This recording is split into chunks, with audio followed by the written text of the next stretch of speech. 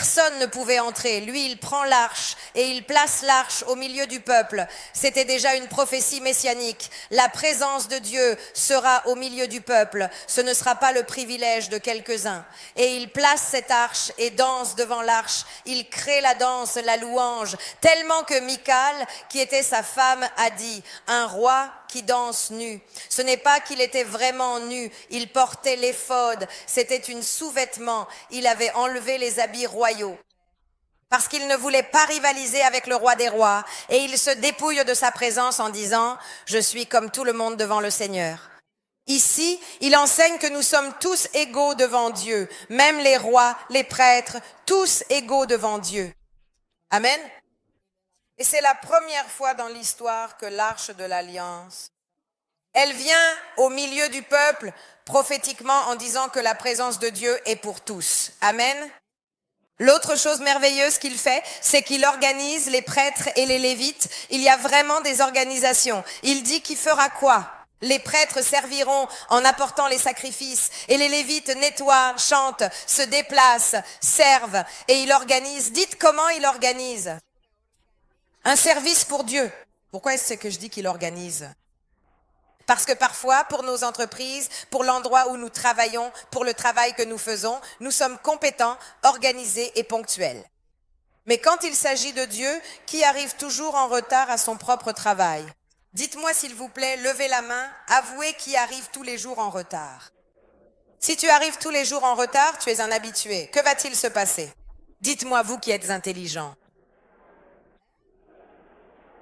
D'accord? Qui est votre employeur? Parfois, vous ne l'aimez même pas. Je ne vais pas demander de lever la main parce qu'il y a des caméras, on pourrait envoyer la photo. Parfois, tu ne l'aimes même pas, mais par peur de la punition, tu arrives. Moi, parfois, j'arrive ici à 10 heures. Il y a la moitié de l'église. Ma question est, pourquoi pour vos employeurs que parfois vous n'aimez même pas, êtes-vous ponctuel et vous n'êtes pas capable, pour honorer Dieu, de venir plus tôt dans sa maison? Les amis, le sérieux fait partie de l'honneur. Tu ne viens pas pour moi, tu viens pour l'honorer. Je serai là, j'ai un rendez-vous avec Dieu, avec le Saint-Esprit, à l'heure que Dieu a fixée, je serai là en avance. Amen? Bravo, vous êtes très doués. Qui est votre pasteur? Il a créé la célébration des fêtes religieuses, il a créé la fête autour de la maison de Dieu. L'autre chose qu'il a créée, c'est la musique. Il a composé les psaumes. Il a instauré la louange et l'adoration pour la première fois dans l'histoire. Avant, il y avait la louange et l'adoration à un moment donné, c'est-à-dire seulement lorsqu'il y avait le service à Dieu. Savez-vous ce qu'a fait David? Dieu ne mérite pas la louange pour un temps limité, mais 24 heures sur 24. En effet, il est question de Jésus qui restitue, qui rétablit le tabernacle de David dans les Actes des Apôtres. Le tabernacle de David était « Je veux que les gens adorent Dieu 24 heures sur 24, que personne ne s'arrête parce qu'ils viennent à moi, qui suis un roi, et qu'ils veulent être avec moi. Je veux des gens qui désirent être avec Dieu et qui instaurent une adoration continue afin qu'ils soient adorés, honorés pour toujours, de façon merveilleuse. » Ensuite, il promeut la justice et la moralité. Selon 2 Samuel 8,15, David régna sur tout Israël en administrant le droit et la justice à tout le peuple. Ensuite, il restaure les vœux. Tous les sacrifices en disant que nous devons donner le meilleur à Dieu. Et il enseigne au peuple à offrir le meilleur de ce qu'il gagnait, le meilleur de ce qu'il vivait. C'est pour cela que Dieu dit qu'il a un cœur selon le cœur de Dieu, parce qu'il savait que le Seigneur était tout. Tout ce qu'il avait venait de ses mains. Et puis, il a procédé sur le plan politique à une réorganisation militaire et administrative. À l'époque de tous les autres rois, c'est-à-dire de Saül et des autres qui vivaient à l'époque des juges, ils ne se préparaient à la guerre que lorsqu'il y avait un appel à la guerre.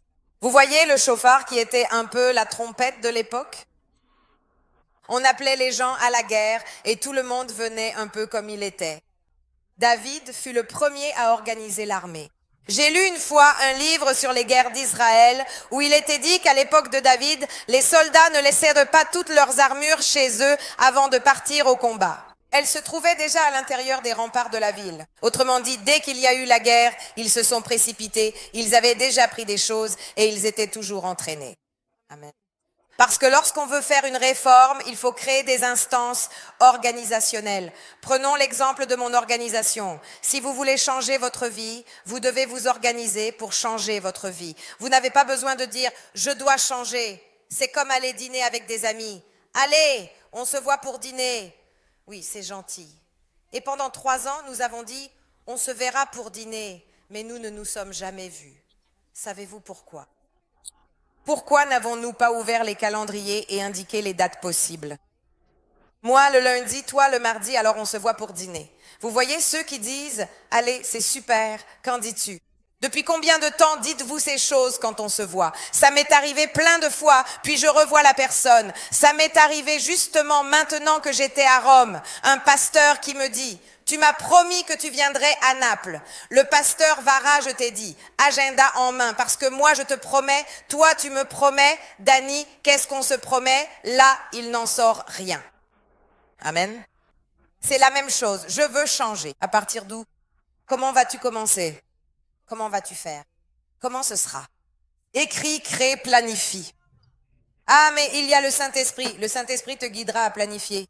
Dieu est un Dieu organisé. D'ailleurs, quand il a envoyé Jésus, il a appelé cela le plan du salut. Amen. Dieu a fait un plan pour envoyer Jésus. Fais un plan pour ta vie. Numéro 5, développement économique. En faisant la guerre et en menant des batailles, il a commencé à avoir plus d'économie et il a su gérer l'économie. Vous savez que lorsqu'il y avait une guerre, on prenait les butins de la guerre. Ils étaient riches. Qui savait que les soldats étaient riches? Parce qu'ils étaient les premiers à prendre les butins de guerre. Donc le roi recevait le double, ils apportèrent des choses parce que c'était leur paiement pour avoir risqué leur vie à la guerre, puis cela allait dans les caisses du gouvernement. Tout ce que David prenait, il le mettait de côté et il a dit à son fils, « Quand tu construiras le temple, ma part ne me revient pas, elle lui revient à lui. » Voilà un cœur selon le cœur de Dieu. Je ne gagne pas les batailles pour moi-même, je gagne pour honorer le roi. Voilà la grande différence. Cela permettrait également, je ne gagne pas les batailles pour moi-même, je gagne pour honorer le roi. D'accord, tu peux composer une chanson. Ensuite, il y a une autre chose qu'il a faite, l'expansion territoriale, car il a commencé à conquérir partout. Parce que lorsque tu es organisé, tu conquiers. Dites, quand je m'organise, je conquiers. Et la dernière chose qu'il a faite, c'est de codifier la loi. La loi de Moïse existait déjà, mais il a commencé à demander aux gens d'interpréter correctement la loi sans la modifier. Amen. Venons-en maintenant au plus grand réformateur du monde. Comment s'appelle-t-il? Jésus. Jésus est-il venu pour tout changer? Jésus est lui aussi venu pour réformer, car Dieu avait déjà posé les bases. La première chose que Jésus change, c'est la réforme de l'adoration. Dites adoration avec moi. Les gens allaient dans les temples pour adorer. Ils adoraient ceux qui mettaient pas de Dieu devant des images. Et il arrive et dit que ce n'est pas comme ça qu'on adore. Le mot adorare signifie amour, rapprochement, transposition. Transposition. En bref, le transport, le déplacement vers quelque chose ou quelqu'un. Et Jésus dit, le temps viendra, il est déjà venu, où les vrais adorateurs adoreront en esprit et en vérité. En effet, ce sont de tels adorateurs que le Père recherche. Dieu est esprit. Et ceux qui l'adorent doivent l'adorer en esprit et en vérité. Donc, fini les idoles, fini les images, fini les choses. Mais pasteur, nous allons à l'église, mais nous ne venons pas ici pour adorer Dieu. Nous adorons Dieu ici, mais nous adorons Dieu chez nous. Nous adorons Dieu dans la salle de bain. Nous l'adorons pendant notre jogging matinal. Nous l'adorons où que nous soyons, même en voiture, car nous sommes devenus le temple du Saint-Esprit. Sa présence en nous nous permet de l'adorer partout. Amen. Oh, mais je vais à Lourdes. Désolé, vous pourriez rester ici gratuitement.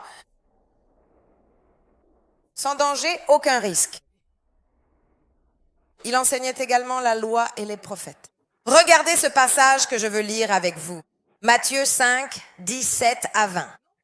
Ne pensez pas que je sois venu abolir la loi et les prophètes. Je ne suis pas venu pour abolir, mais pour accomplir. Dites comment c'est? Accomplir. Donc il a dit, je ne veux pas changer la loi, je ne veux pas la modifier, je veux vous aider à la comprendre, à l'accomplir. En effet, je vous le dis en vérité, tant que le ciel et la terre ne passeront pas, pas une seule lettre, pas une seule virgule de la loi ne passera. C'est-à-dire que tant que le monde n'aura pas pris fin, ce que Dieu a dit reste dit, seulement avec de petits ajustements. Amen.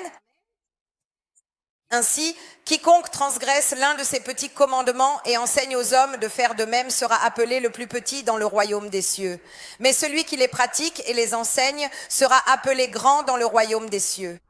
Cette idée selon laquelle nous sommes sous la grâce et que l'Ancien Testament ne compte plus est un mensonge démenti par l'évangile de Matthieu. Ce n'est pas moi qui le dis, je ne fais que répéter comme un perroquet. Amen. L'autre chose que Jésus a faite, c'est la réforme des sacrifices, car il a dit, je suis le sacrifice. Je meurs pour vous et vous n'aurez plus jamais à offrir d'animaux, rien du tout. Je meurs une fois pour toutes. Dites une fois pour toutes. Et maintenant, vous pouvez vivre non plus de sacrifice, mais de miséricorde. Regardez ce qu'il dit. Apprenez de moi ce que signifie « Je veux la miséricorde et non le sacrifice, car je ne suis pas venu appeler les justes, mais les pécheurs. » Il a dit, le sacrifice d'aujourd'hui, puisque je suis déjà mort pour vous, pour vos péchés, c'est simplement que vous fassiez preuve de miséricorde envers les pécheurs. Dites comment c'est envers les pécheurs.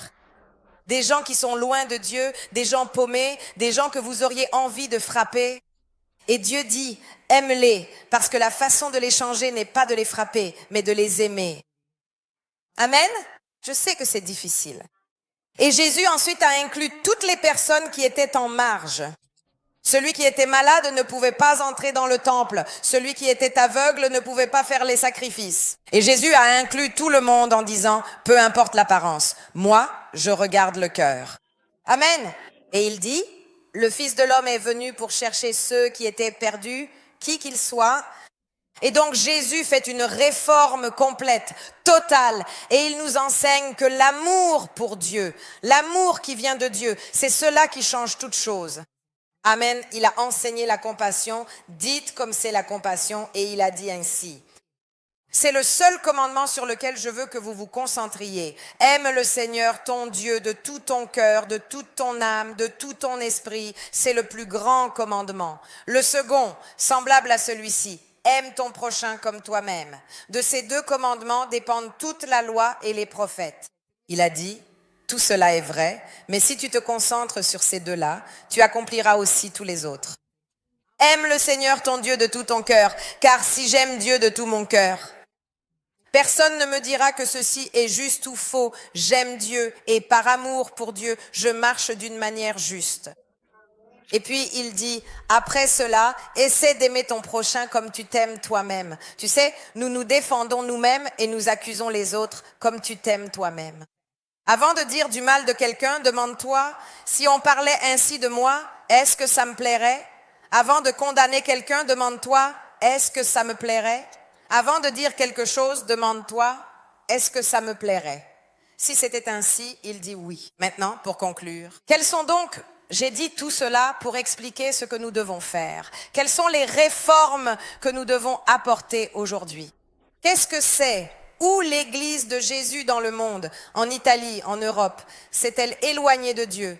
Et où devons-nous revenir pour pouvoir être prêts pour le plus grand réveil que la terre connaîtra?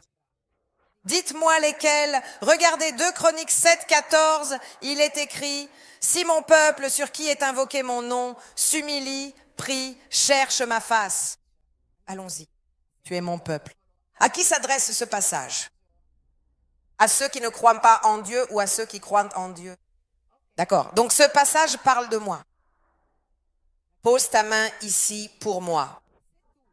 C'est toi qui es le peuple de Dieu sur qui le nom de Dieu est invoqué. Tu t'humilies.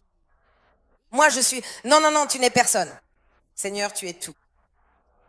Prie, dites comment prier. Nous devons revenir à la prière. J'ai fait un live avec CARES, qui sont ceux qui s'occupent de toute la partie sanitaire de notre église, médecins, personnel de santé, etc., infirmiers. Je vous ai montré une vidéo que je mettrai ensuite en dessous pour tout le monde. Peut-être que je vous la montrerai à vous, d'un médecin complètement non-croyant qui a commencé à étudier le cerveau. Évidemment, c'est un médecin spécialiste dans ce domaine. Je n'étais pas chirurgien. Il a commencé à prendre des photos et à faire des IRM du cerveau pendant que les gens faisaient de la méditation, Bouddha, bouddhiste, toutes les religions. Et puis il est arrivé au peuple de Dieu pendant qu'il priait et il a vu que, comme un muscle, le lobe préfrontal grandit. Savez-vous que les prières sont les prières de Dieu? Le prélobe frontal est exactement ce qui nous aide à prendre des décisions, c'est-à-dire ce qui te pousse. Tu sais, quand quelqu'un dit « je ne prends jamais de décision », je dis que je vais faire puis je ne fais pas, je prie puis je ne prie pas, je fais autre chose puis je ne fais pas, j'y vais puis je n'y vais pas. Vous connaissez ces personnes. Il dit que ceux qui prient font grandir le prélobe frontal et arrivent à décider beaucoup plus rapidement que n'importe qui d'autre. Cela veut dire que si tu es une personne qui souffre, merci. Si aujourd'hui tu es indécis dans tes choix, un jour tu es vert, le lendemain tu es jaune, si tu commences à prier, tu commenceras à prendre des décisions importantes dans ta vie. C'est merveilleux. Et ce médecin, en plus de s'être converti, a dit « Je vais commencer à prier car je n'ai jamais prié. Maintenant, je prie. » Il est devenu croyant, c'est important parce qu'il a fait des IRM pendant que quelqu'un priait en langue et il a vu comment le cerveau réagit quand tu pries. Il a dit qu'avec la méditation, il n'y a pas de réaction, avec les différents mantras non plus, mais quand tu dis « Seigneur Jésus, cette chose est prête, elle agit, elle grandit, elle se multiplie », cela veut dire que celui qui est en Dieu arrive à prendre des décisions plus fortes. Si l'on prie, si mon peuple prie, dites comment il prie. Cherche ma face, je parle de prière, se détourne de ses mauvaises voies. Qui? Son peuple, pas ceux de dehors. Dieu parle d'une conversion de son peuple. Il dit, j'exaucerai du ciel, je pardonnerai moi-même ses péchés. Et il ne dit pas, je guérirai ta famille. Il dit, je guérirai ton pays. C'est-à-dire que la guérison de l'Italie, la guérison de Milan, qui aujourd'hui ressemble à un Far West, dépend d'un peuple qui s'humilie, qui prie, dépend d'un peuple qui cherche la face de Dieu. Et Dieu dit, si tu fais cela, peuple de Dieu, à qui donne-t-il la responsabilité? Je change votre pays, je change votre ville, je change votre nation si vous le faites. Amen. Nous devons revenir, examinons ce que nous devons rendre à Dieu de tout notre cœur. Premièrement, dites-moi comment cela se fait. La première réforme que nous devons opérer, c'est de revenir à Dieu de tout notre cœur. Dites-moi comment cela se fait, de tout notre cœur. Répétez-le, de tout votre cœur. Jésus a-t-il dit de l'aimer ainsi? De tout votre cœur, c'est-à-dire avec tout ce que vous possédez. Toutes les autres choses sont belles, bonnes, intéressantes, mais votre cœur, le centre de votre vie, doit être en Dieu. Amen.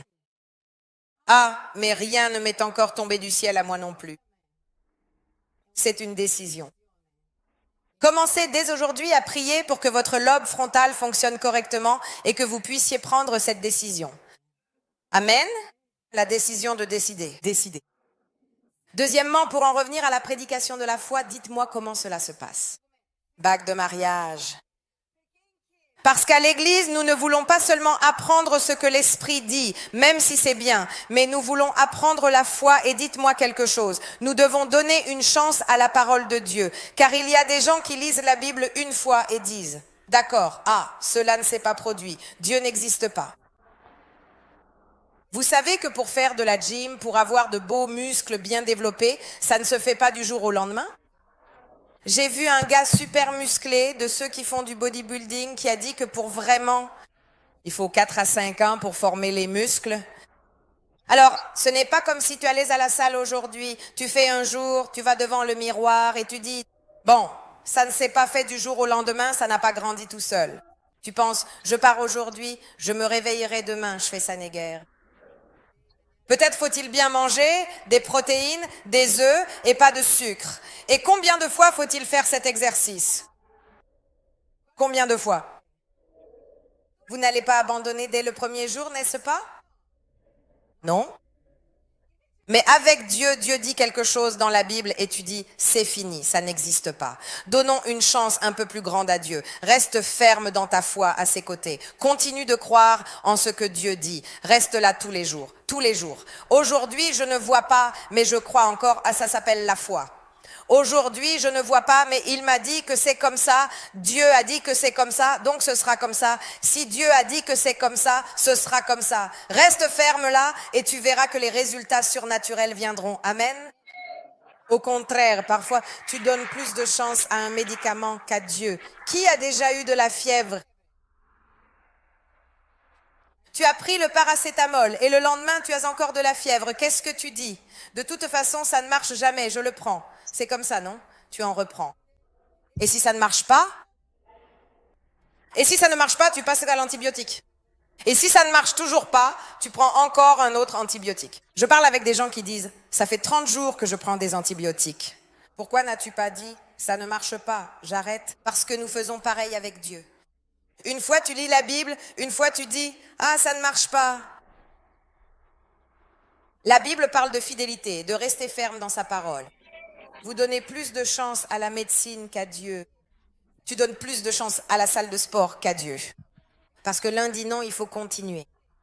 Vous devez donc persévérer. Vous devez rester ferme dans la foi. Amen. Prêcher la foi, parler de la foi, l'environnement dans lequel on se trouve est important. Vous voyez à quoi ressemble l'environnement? Et puis arrête de comparer la foi des uns avec celle des autres. Parce qu'il y a des gens qui pensent que la foi, c'est seulement faire marcher les paralysés et obtenir des miracles financiers. Cela n'a rien à voir. Regarde Abraham. Abraham a dû avoir la foi, pourquoi? As-tu déjà vu Abraham imposer les mains à quelqu'un et cette personne être guérie?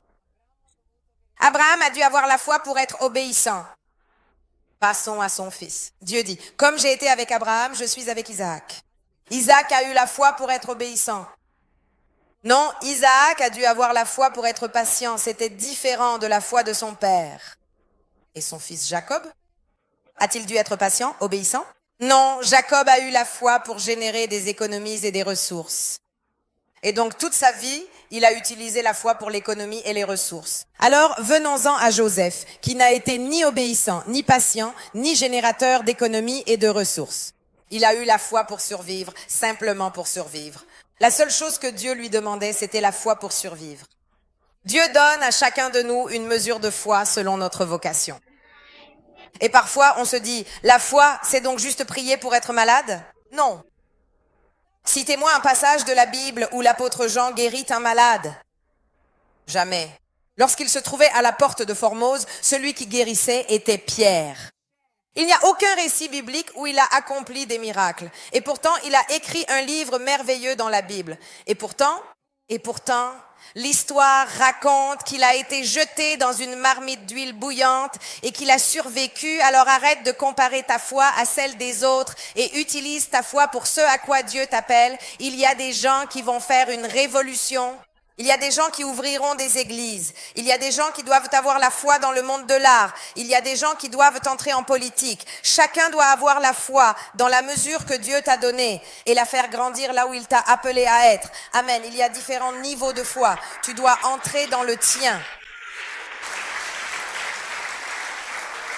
Puis revenir à la vision missionnaire de l'Église. Est-ce que quelqu'un a déjà vu l'apôtre Paul dire « J'ai prêché et 5000 se sont convertis, l'Église la plus grande de cette époque » Eux ne mesuraient ni les églises, ni les chiffres. La révolution que nous voulons faire, c'est la réforme et arrêter de compter les chiffres, nous devons compter les lieux.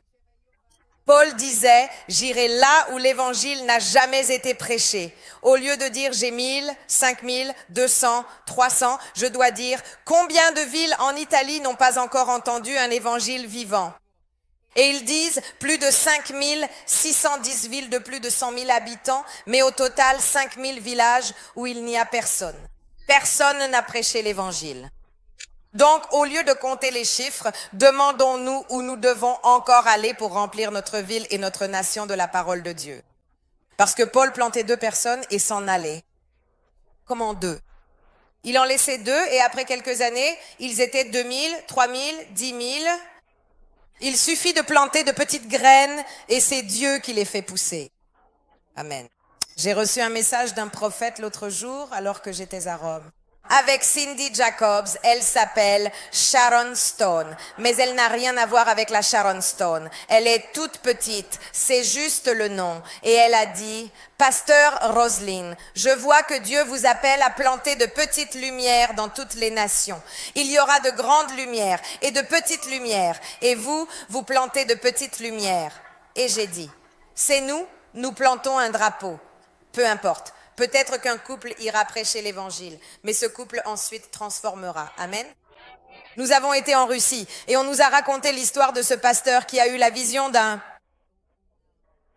train qui passait sur la Transsibérienne. Une personne a dit, ou moi le train, un entrepreneur. Et il a mis au défi les gens de son église, sans argent, sans connaître le russe, d'aller dans ce train.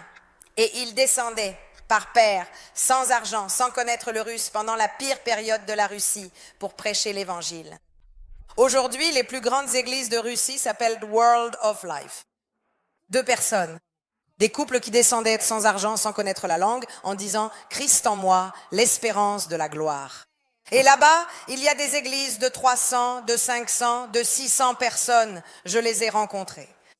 Aujourd'hui, ce sont tous des petits vieux qui parlent russe et disent « Nous étions dans le plan de Dieu, car il faut la folie de l'évangile pour transformer les nations. » Nous devons revenir à l'église. C'est une église missionnaire. C'est une église qui va, qui ouvre, qui crée. Nous arrivons à la fin, revenir à la sainteté. Assez avec les scandales. Le pasteur a trahi. Le pain copal est parti avec celui-là. Celui-ci s'est enfui. Ces gens-là ne connaissent pas Dieu. Ils doivent se convertir. Nous devons arrêter de dire « Ah oui, tout va bien ». Non, nous devons être radicaux. Tu dois demander à quelqu'un de regarder ma vie. L'autre jour, j'ai fait ceci. Un pasteur ami à moi m'a dit « Ami, surveille-moi » parce qu'il avait peur. Il disait « Je regarde autour de moi et je me demande qui tient debout autour de ne pas tomber ». Il a dit, surveillons-nous, si nous voyons que nous faisons quelque chose de mal, parlons-en. Si tu vois que je regarde une autre femme alors que ma femme n'est pas là, dis-le-moi, aidons-nous à rester debout, demandons aux gens de nous aider, personne ne reste debout tout seul, demande de l'aide, surveillons-nous, écoutons les personnes qui sont dans notre vie. Amen. Parce que le monde aujourd'hui est terrible, nous avons besoin d'aide. Donc, revenir à la foi radicale, c'est mon point numéro 5. Dieu l'a dit, Dieu est, je meurs pour cela, tu vois? Revenir à la prière et à la parole de Dieu. Les gars, si mon peuple prie, tu ne peux pas avoir une vie avec Dieu sans passer du temps avec Dieu. Je sais que ça paraît absurde, mais parfois je n'en ai pas envie. Moi non plus, parfois je n'ai pas envie, mais je n'ai pas envie. Parfois je me réveille très tôt pour faire cela parce que toute ma journée est remplie. Parfois, je n'ai pas envie de me lever à 6 heures pour prier, mais je me lève quand même parce que je ne le fais pas par envie, je le fais par engagement envers Dieu.